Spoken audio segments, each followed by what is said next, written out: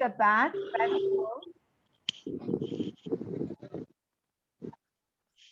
Okay, I see some people wearing masks, so I'm assuming you're not by yourself if you're wearing a mask. Okay, but it's nice to see everyone back with us today. And did everyone open up their cameras?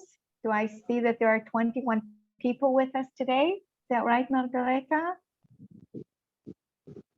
Indeed, a bit less. Pardon me? Yes, yes. Okay. I can hear you. Okay, good.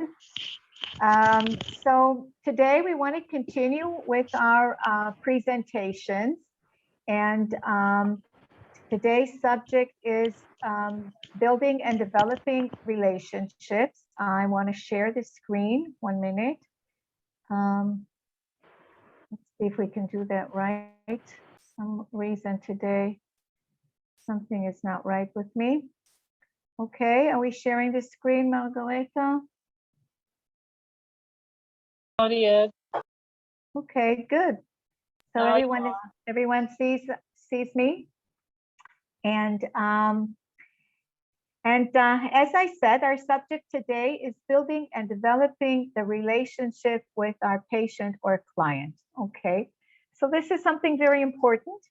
Obviously, relationships we have with everyone around us, parents, friends,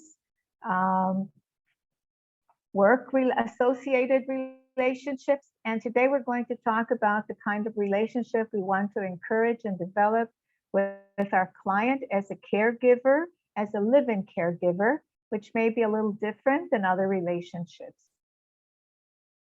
Okay, so what are the building and developing a relationship with the patient, create good communication, coordination of expectations, building trust, creating the caregiving alliance, and taking into account social and cultural components. Okay, let's talk a little bit about each one of these steps. So first, we want to talk about caregiving in terms of good communication. This is very, very important. And we tend to think of communication styles, that there are 4 different communication styles, and I'd like to describe them, and perhaps we can identify them in our clients also sometimes. So first, let's talk about them.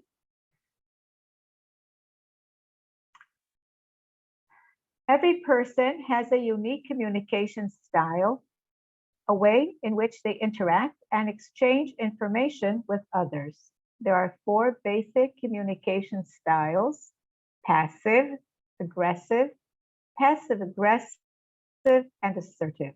It is important to understand that each communication style and why individuals use them. For example, the assertive communication style has been found to be effective because it incorporates the best aspects of all the other styles. When we break down these 4 styles, we'll better understand the characteristics of each style, standard phrases, and what makes them unique. So first we'll talk about the passive type of communication.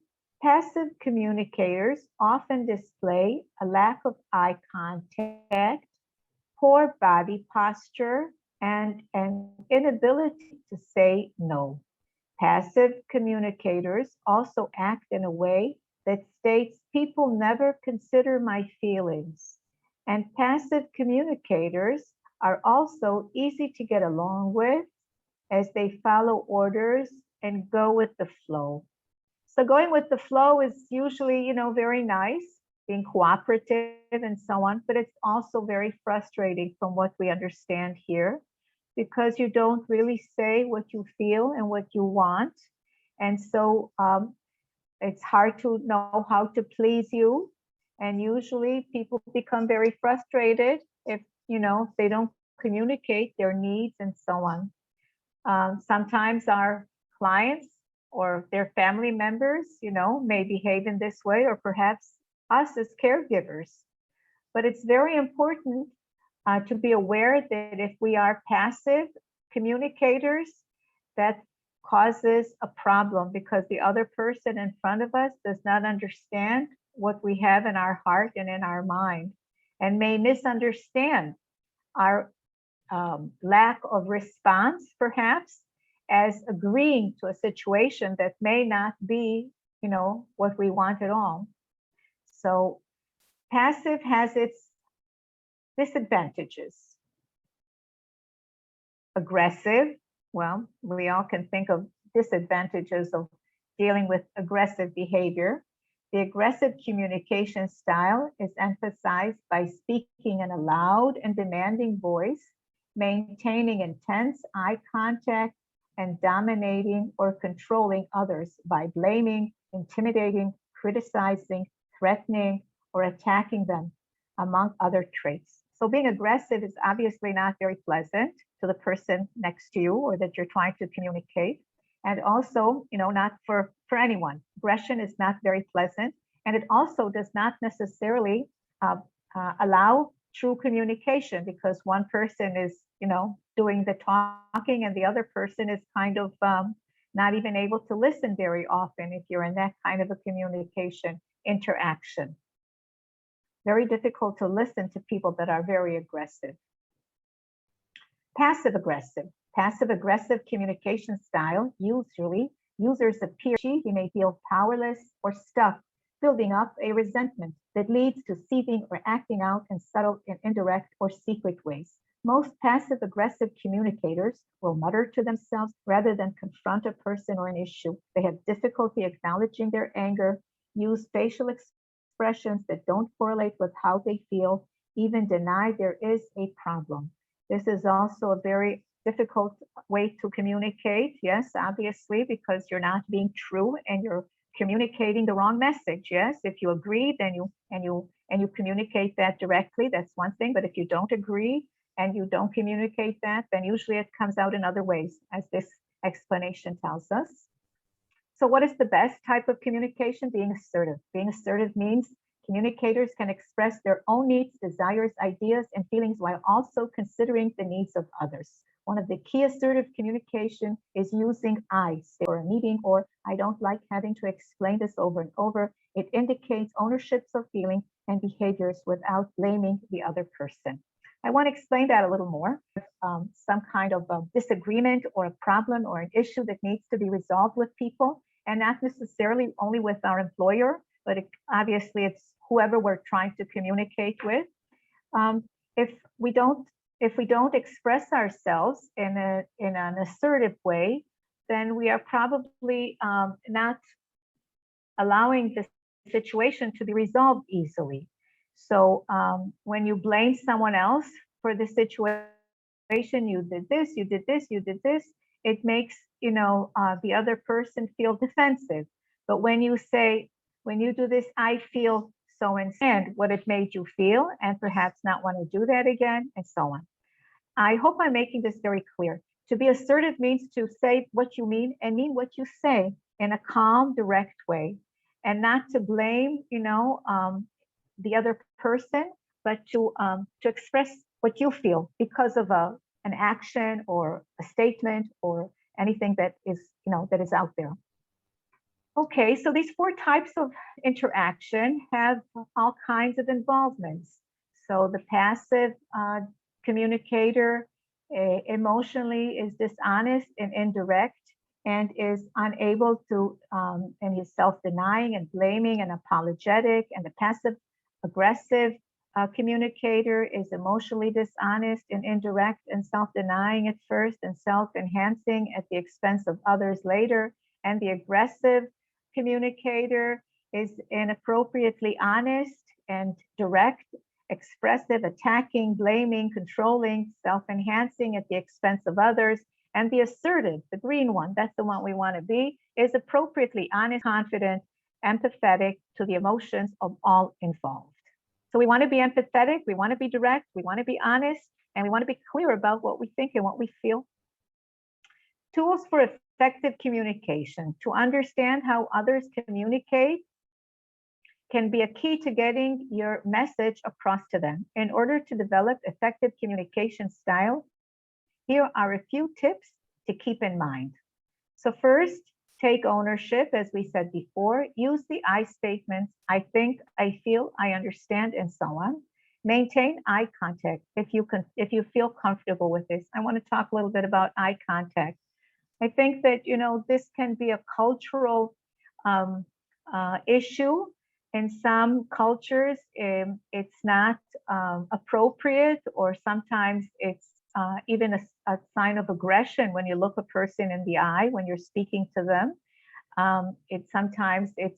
It means in some cultures when you're speaking to someone who's perhaps your boss or older than you, or in a position of respect, that you don't look at them in their eyes, kind of look down. But I want to say that it's really appropriate to look a person in the, and it's usually acceptable person's heart. And so we want to look a person in the eye when we're speaking to them, especially if you're a caregiver. You want the person's attention to make sure that your communication is direct. And also, we have to understand that there is a language barrier. I assume that English is not your first language, and perhaps your clients' language skills are also in some way limited. Perhaps English is also not their first language. And so it's very important to look a person in the eye and, concentrate on what you want to say. Voice your needs and desires confidently, and don't forget to smile. Okay, it always makes things very much easier. Let's all smile. Okay, I want to tell you that smiling, yes, smiling is very important. Even if, if you're not able to communicate, if think you're in a, you're stuck, you don't understand, they don't understand you. If you look a person in the eye and smile honestly and wholeheartedly, I think you can start all over again. And so smiling has a very, very big effect on ourselves. It helps us to calm down, to feel good for a minute, take a deep breath. And also it helps the person that we're trying to communicate with. Okay, see that we're trying to, do our best and that we're not there yet. Okay, take a deep breath and smile is always a good way to try to resolve a situation. How to deal with an aggressive behavior or language. Well, this is very difficult. Hopefully you don't come in contact with people that behave in this way, but sometimes we do. And we know that it's a difficult way. It's difficult. Somebody who's aggressive, that means that he's having an issue. He's not feeling well. There are some tips here on this YouTube film that has been, is a presentation that is there for you. You can look at it at your own free time. And if you ever come across that kind of a situation and feel that you don't know how to deal with, with your client's behavior, if it's, you can always check the YouTube, and there are many, many, many, many helpful tips there. Let's talk a little bit about nonverbal communication. Nonverbal communication is, what we project without words, obviously. So along with the 4 communication styles, there is also the nonverbal communication. Nonverbal communication is any way in which people can words from the spoken, written, or sign language. Nonverbal communication is expressed in facial expressions, body language. If you clasp your hands, indicates you're closed. If you're open your hands, means that you're open. Tone of voice, physical gestures, standing, touching, and even if our words don't, especially our facial communication. Sometimes we make a face. We don't even realize we're making faces. Even now when I'm speaking, I'm using trying to be more animated in the way that I speak. And so, in Israel, we use a lot of hands in our communication, and we also touch a person. Sometimes you'll see people that haven't seen in a long time, and the family that you're working with, they come in. First of all, they kiss, they touch, they hug. It's very acceptable in our community, and also we have to understand that if we're tense, if we're anxious, if we're not feeling well, all of those things come across to the people in our area, even if we're not aware of them. And if we want to be honest and straight about it, if you're not feeling well, if you're anxious, if you're tense, you can verbalize it, take 5 minutes, go out, come back. But all of those things come across even if we're not aware of them. So as much as we try to be aware of them and control them, it's better for us. But again, we're only human. And sometimes we know, things are not to our liking, make us angry, make us anxious, and so on. Take a deep breath, turn around, count to 10, and come back again, because that makes us professionals, yes, and dealing with our own feelings. We don't want to deny them, but we want to, to give them place, but perhaps a different time. And that makes us professionals, being able to deal with, whatever situation comes up. Tools for effective communication, active listening, very important. Active listening, find out what your patient's opinions, thoughts, and emotions are, and not try to make assumptions. And I also say not to make judgments.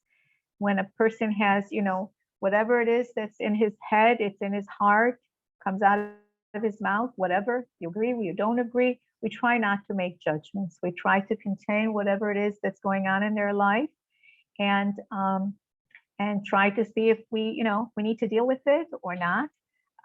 Active listening is very important. Active listening, when you want to give someone your full attention, 100% of your attention, and sometimes by repeating the words that they use to express themselves, gives them a true feeling that you have heard them, that you're with them, okay? And of course, if you don't understand, then of course you must ask, right? You ask, did I understand correctly? And that's reflection, in order to make sure you understood what your patient or client meant. Try to reflect that you understand what he said by saying, I understand, I see, and ask questions, okay?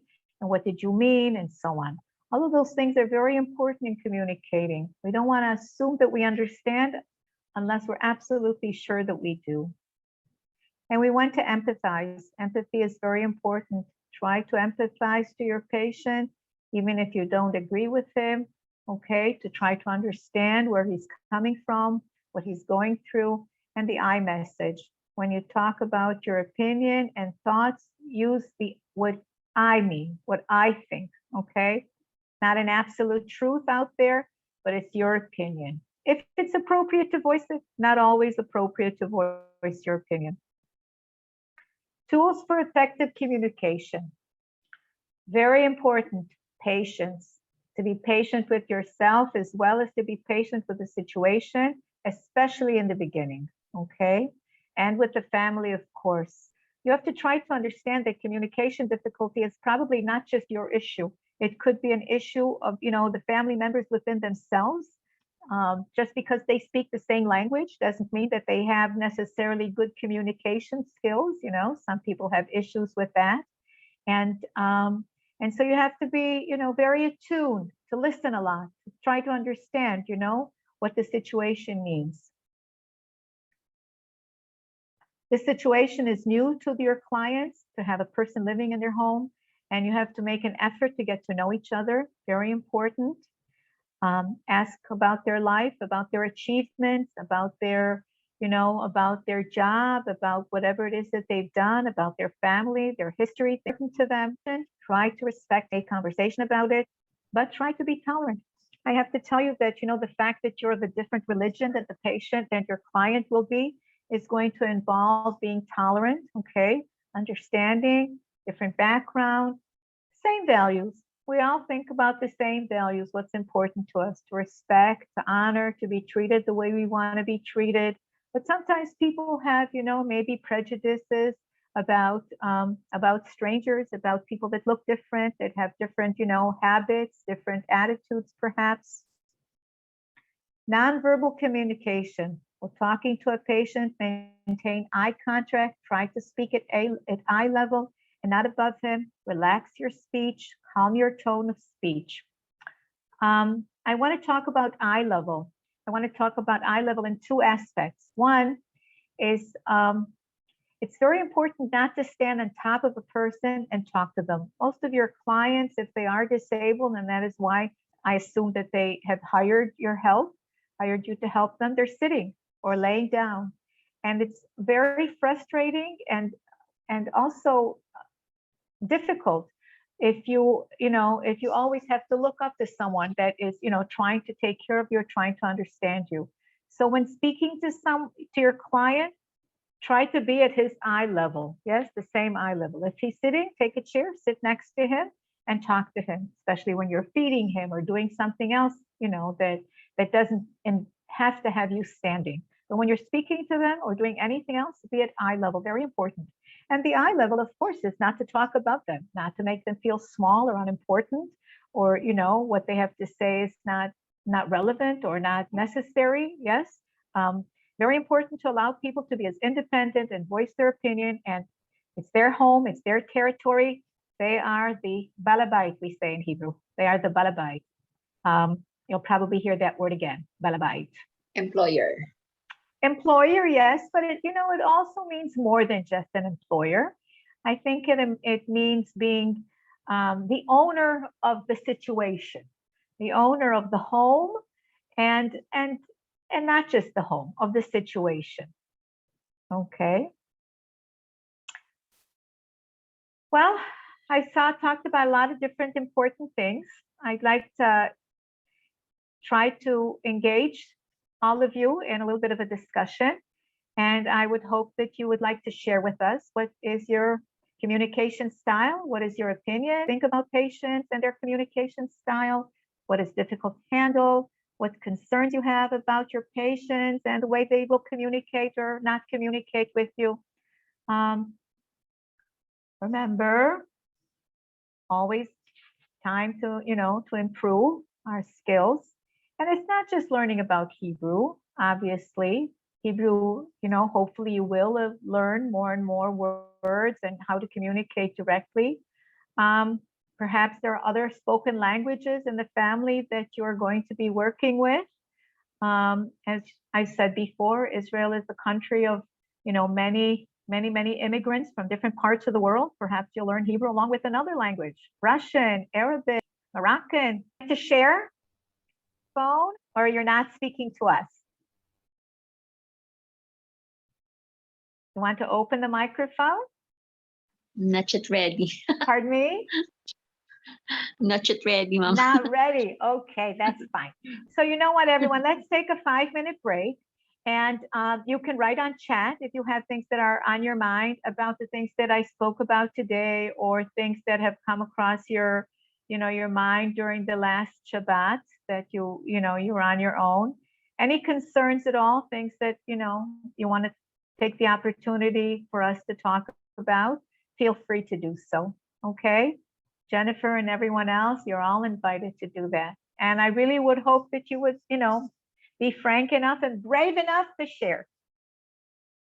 So 5 minutes, everyone. I'm not sure we have many comments here though. Okay. Actually, Well, none. So maybe I'd like to ask if somebody, would like to show a hands of, whoever has had experience in working abroad and has had to deal with making, communication with someone that spoke a different language in the past. Perhaps someone would like to share that with us. So let's have a show of hands. Yes, Yaakov, please do. I just wanted to emphasize that the relations between the caregiver and the person whom we give care is somehow unbalanced. By definition, the person who needs care is dependent on the one who gives the care. By definition, because you want to give me care, I need your care. But this is the one point I want to strengthen, that because of that, we as caregivers should be more tolerant, more understanding, more patient, because we know that this situation comes from the point that I need his care, to be more, as I said, tolerant, patient, excusable, because I am dependent on the caregiver. Thank you, Yaakov, for sharing that. And I'll even add to that is our responsibility to manage that situation. Okay.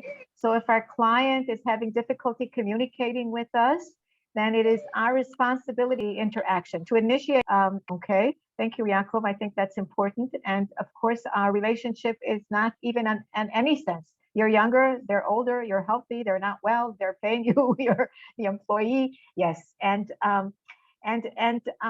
sometimes, you know, roles get mixed up. Yes, if we care for a person truly, we end up being part of their family in many ways, and we honor them and we respect, and we give them our best of everything.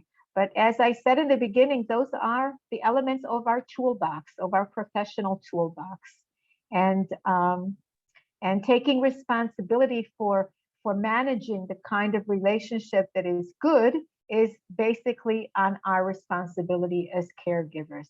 Okay. Thank you. Anyone else? We actually received one comment here.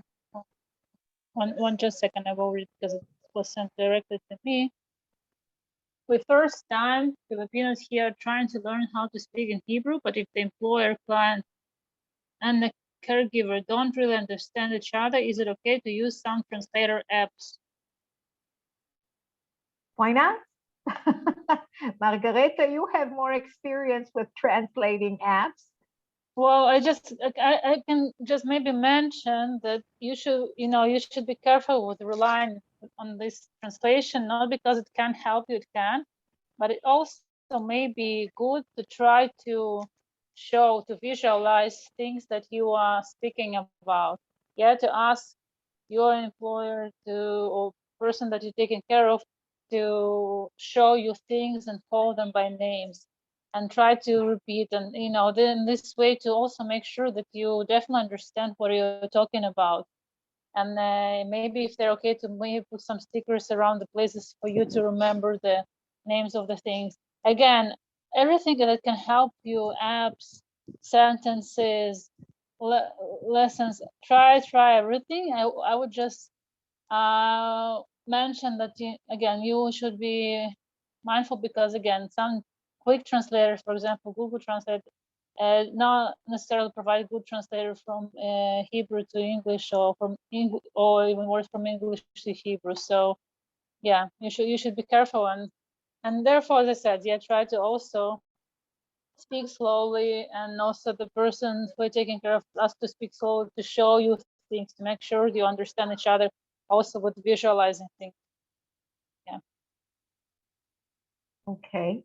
I want to stress again that, that our communication is probably not going to be only with the, with the main client or patient, so to speak. Our communication is probably going to involve also contact with other family members. And so hopefully there will be someone in the family that you will be employed by, that will assist in translating and and in the communication, and especially in the beginning.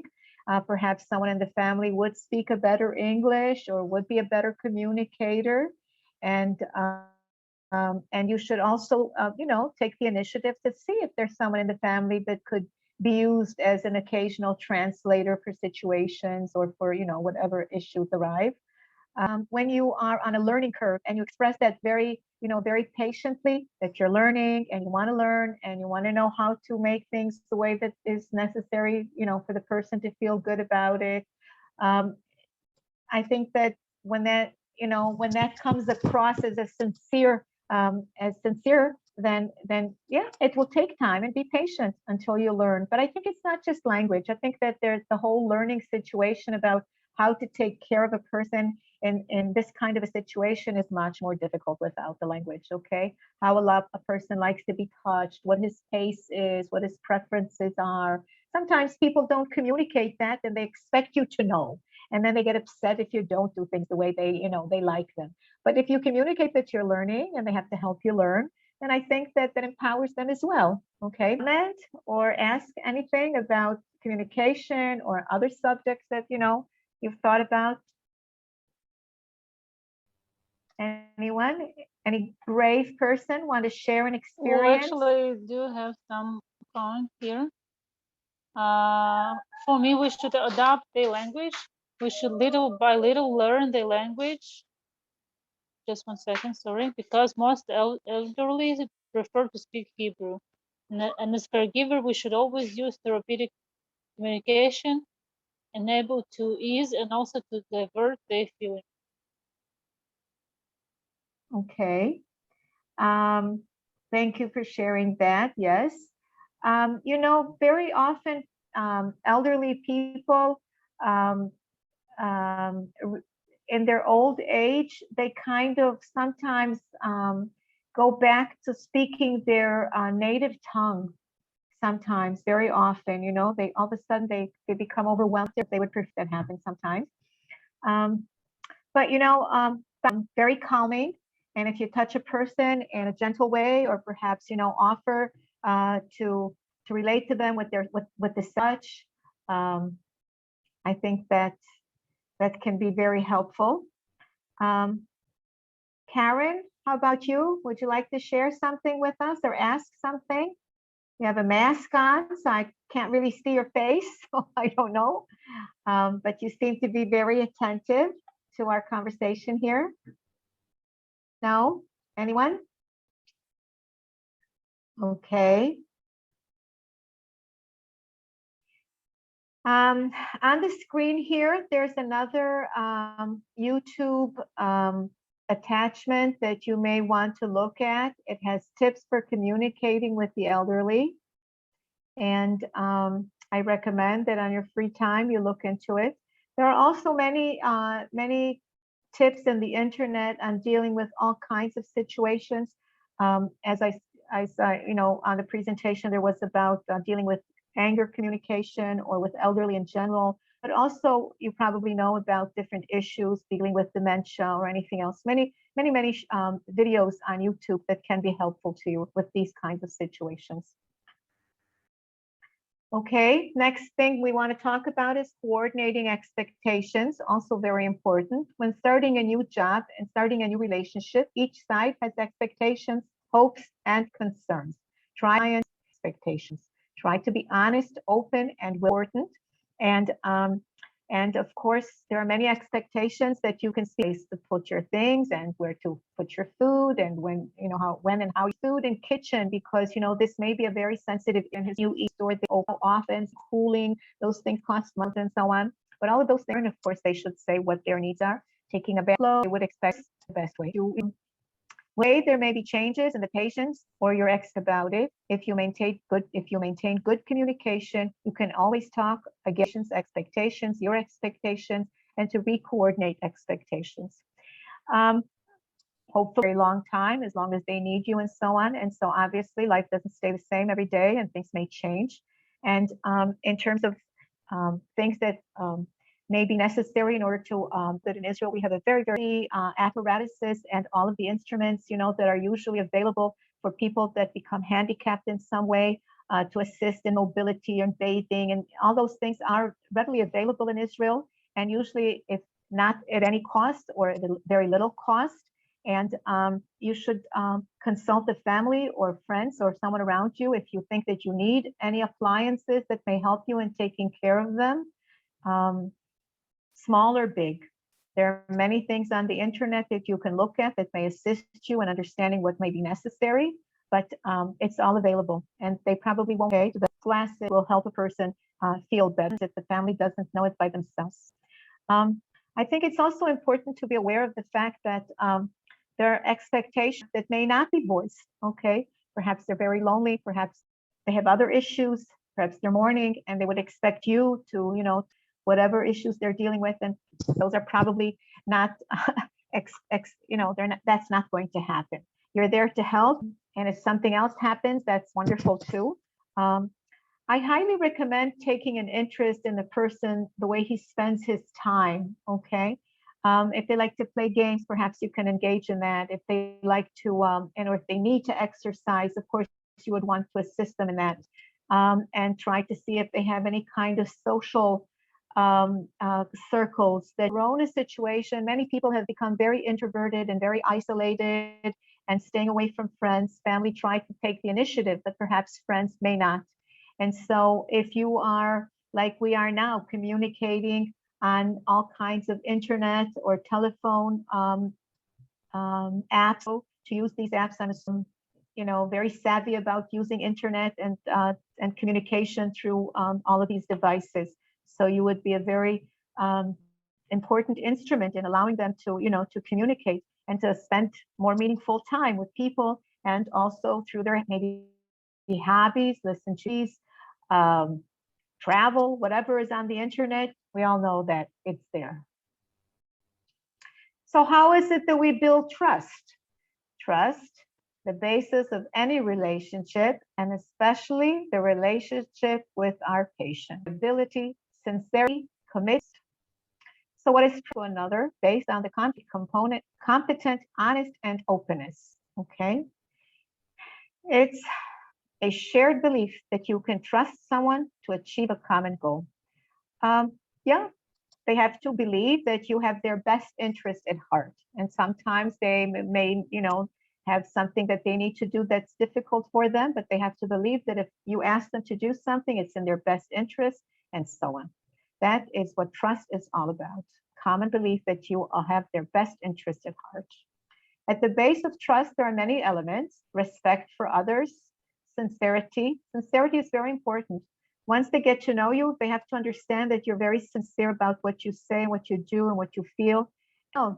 With them, up to a point, obviously, wherever you feel comfortable, they're sharing everything about, their most intimate aspects of their life with you. And so in order to promote, trust, it's important that you share your life with them as well. Integrity, very important that you be honest and straightforward. To be open, yes, not to be hiding things, not to be doing, behind their back or talking, about them is very important. You have to understand that reliability, you say you're going to do something at a certain time, they have to rely on you to whatever it is that they need. Consistency is very important. We all have our habits. We all like to do things the way we like them, but elderly people even more so. They have, a special way of doing things, and that to them is the only way and the right way. And so maybe it's not fastest way, maybe it's not the easiest way, maybe it's not the modern way, but if you do things the way that, and more relaxed would like things to be done. And commitment, yes, they have to understand that you're committed to be there for them whenever they need you. This is very important. We trust people that we feel are committed to our well-being. More ingredients of trust: willingness to be vulnerable, yes. A sense of security that the trust recipient will meet expectations, goodwill, a belief the recipient of the trust will protect the well-being of the trust giver. Reliability, a connection between the predictability and goodwill. Honesty, the fit between statements and actions. Yes, honesty is very important, obviously, to all of us, right? We don't like dishonest people, but especially if they're in our home, in our very intimate part of our life. Very important to be honest. Open, important, right? Ask to be loved, but work have meaning and worth. And hopes from this end, trust, very important. Communication. Government education, contract, guidance of mutual sign of verbal contracts, good communication. This is part of language, it's communication, culture, who's those things too.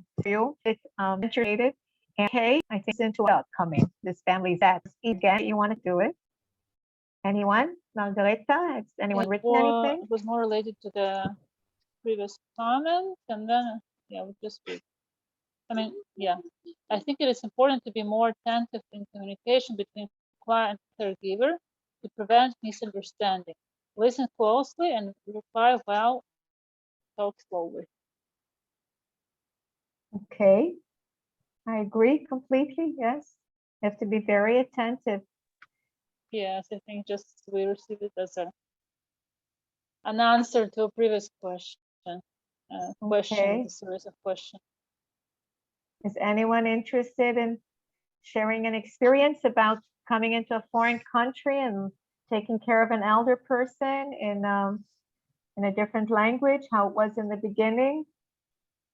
And building a relationship, what stages do you remember? You don't have necessarily remember all the steps that Sarah just described, but maybe some of them, how it started and how it continued, or at what point you felt the difference, what helped you create this difference. Gemma, how about you? Have you had an experience in a different country before? I actually I don't have any experience, but I have an experience with my brother. This May, he has a paralyzed left side of left side of the body, not moving and connected to the left brain. Okay. And my experience with him last 3 months ago when I changed him the diaper feeding. Most of the time he's not feeling well Okay. because If it's yeah. your brother, then I would assume that he's a young man, He is 49 years old. very young. Sorry, already died last May. Oh. So you took part in an active part in caring for him while he was disabled in this Yes. way. Since last year, December. Okay. Someone who disability. Yes, yes, And he was your brother and he was also very young, which is also very tragic. yes. Okay. And your brother, was he able to communicate? Was he able to speak? The No. tongue. So he was not able to communicate what he needed, what he wanted, and so He on. is paralyzed already, so no speak, no body. He's a bedridden. Okay. And was that difficult, not being able to know what he wanted and if it was good or if it was not good, the way you cared for him? Was that difficult? It's very difficult for me because that time I was able to go to the office, feeding, changing of diaper, all of he needs. Okay. So you had 2 jobs at the time. Yes. Okay. And you chose to do this full time now. Wow. Okay. Yes, So yes. it was rewarding in some way also. So it was rewarding to take care of someone.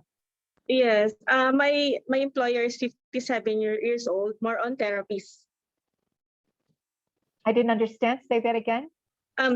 Right now, my employer is more therapies, like So swimming or body language also. okay, so you know that your employer is also a disabled young person. Yes. Okay. So similar situation that you've come across in the past. But Okay. she can speak. She can speak. Okay. Yes. Okay. Okay. So thank you for sharing, and I'm sure you're going to do a good job. You have all that skill. Okay. Would anyone else like to share about their past experience in caregiving with language issues?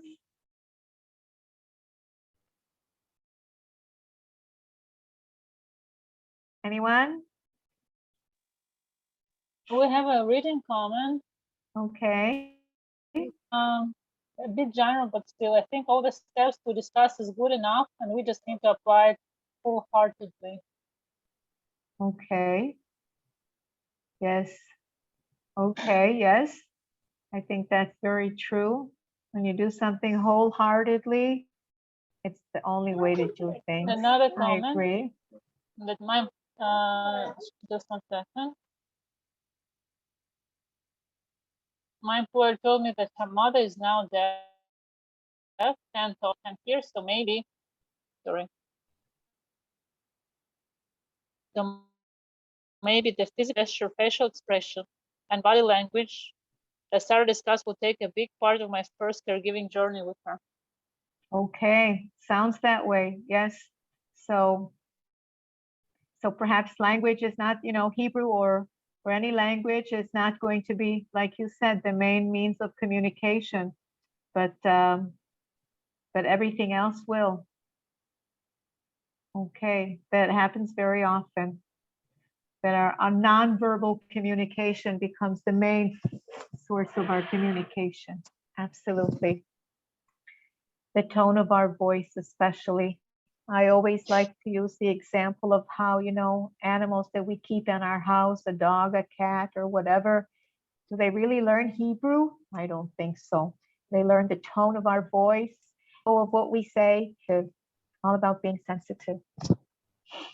Anyone else want to share or ask something? Are there any men in our group, Margareta? I see a lot of lovely ladies' faces. They were, but maybe they're hiding. I don't know. Oh, okay. I don't see any men on camera. Okay. Except Yaakov. He's our Right, representative. I'm not hiding. Right. Maybe I'll add then a small Okay. thing, which I see actually came up from a few comments, and I thought during Sarah presentations, because I've also started to receive questions and challenges being shared by workers like you 2 weeks before you, 3 weeks before you, depends. And some of them, facing challenges that have a lot to do again with the same thing of a personal relationship in between them and the person that they should take care of. And the challenges are coming from different places, from different angles. And I think when Sarah spoke about setting expectations, but being able to remember that it's process, that is ongoing process, that you need to reset and to adjust, and all the time to set expectations from the beginning. I would say just maybe to expect something unexpected, just as another setting, because things written on the contract, and the employer knows things that maybe they saw the interview that was recorded when you were interviewed then in the Philippines, but they don't know many things about you. I mean, almost nothing, except for a few things that you mentioned during the interview. And you also don't know anything about them except a few things that they mentioned on the contract. So yeah, there are plenty of things, the whole work behind each person. And it's challenging, people are complicated creatures, but something that also probably need to keep in mind when we start to work in such close interpersonal, maybe relationship and distance between the person. You're not going to work in the office, you're not going to work, I don't know, something else. You're going to work one-on-one with person 24/7, and it's, it has its advantages and some disadvantages, but you decided to come and to take this challenge, and